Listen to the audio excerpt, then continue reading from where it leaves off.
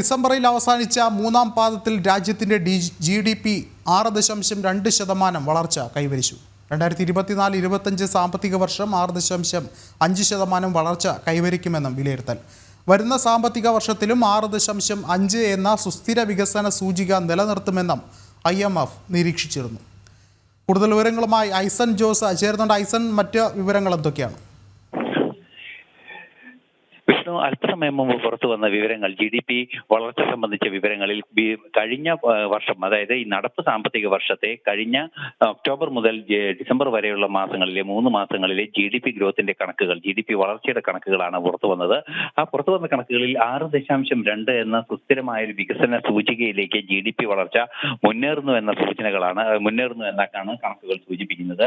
2024-25 വർഷത്തെ മൂന്നാം പാദത്തിൽ 6.2% വളർച്ച കൃത്യമായി ഉണ്ടാവുകയും അതായത് ജനുവരി മുതൽ മാർച്ച് വരെ ഉണ്ടാകുന്ന മാർച്ച് 31 വരെയുള്ള പാദത്തിൽ, അതായത് അവസാന പാദത്തിൽ, 4ാം പാദത്തിൽ GDP വളർച്ച 6.5% എത്തുമെന്നും കൃത്യമായ കണക്കുകളാണ് ഇപ്പോൾ പുറത്തു വന്ന കണക്കുകളിൽ നിന്നും മനസ്സിലാക്കാൻ സാധിക്കുന്നത്. നാഷണൽ സ്റ്റാറ്റിസ്റ്റിക്കൽ സർവേ ഓർഗനൈസേഷന്റെ നാഷണൽ സ്റ്റാറ്റിസ്റ്റിക്കൽ ഓഫീസിന്റെ കണക്കുകൾ പ്രകാരം പുറത്തുവരുന്ന ഫോർകാസ്റ്റ് ചെയ്യുന്ന കണക്കുകൾ 6.5 എന്നുള്ളത് സുസ്ഥിരമായി നിലനിൽക്കാനും അടുത്ത വർഷവും അത് ആവർത്തിക്കാനുമുള്ള സാധ്യതകൾ നിലനിൽക്കുന്നുവെന്നാണ് അറിയാൻ സാധിക്കുന്നത്. 6.4 ഈ വർഷത്തെ ഈ സാമ്പത്തിക വർഷം കൃത്യമായ വളർച്ച ഉണ്ടാകുമെന്നായിരുന്നു നേരത്തെ സൂചിപ്പിച്ചതെങ്കിൽ നിലവിലെ സൂചനകളിൽ നിന്നും മനസ്സിലാക്കാൻ സാധിക്കുന്നത് 6.5% വളർച്ച ഉണ്ടാകുമെന്ന ഒരു സൂചനയാണ്. 1% വളർച്ച കൂടുതൽ കണക്കാക്കിയതിനേക്കാൾ കൂടുതൽ ഉണ്ടാകുമെന്ന വിവരങ്ങളാണ് പുറത്തുവരുന്നത്.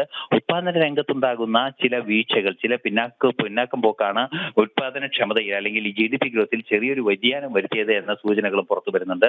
വരുന്ന സാമ്പത്തിക വർഷത്തിൽ ഇത് സംബന്ധിച്ച കൃത്യമായ ഒരു മുന്നേറ്റം ഉണ്ടാകാനുള്ള സാധ്യത തള്ളിക്കളയാനാവാത്തതിനാൽ ഈ ഒരു വളർച്ചാ നിരക്ക് കൺസിസ്റ്റന്റ് ആയി നിലനിൽക്കാനുള്ള സാധ്യത ഉറപ്പാണെന്നും ദേശീയ ശരാശരി കണക്കുകൾ വ്യക്തമാക്കുന്നുണ്ട്.